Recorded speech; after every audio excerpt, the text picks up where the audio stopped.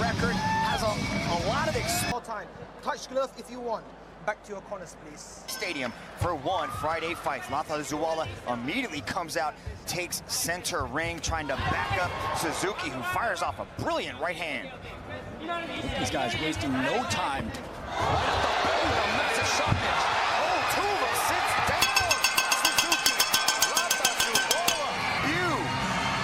16 seconds is all it took for the sprawls, but didn't need him. Look at this. Ducks under the right hand, sits him down with one left, follows it up with another. For winner, by way of knockout, Nazareth-a'n.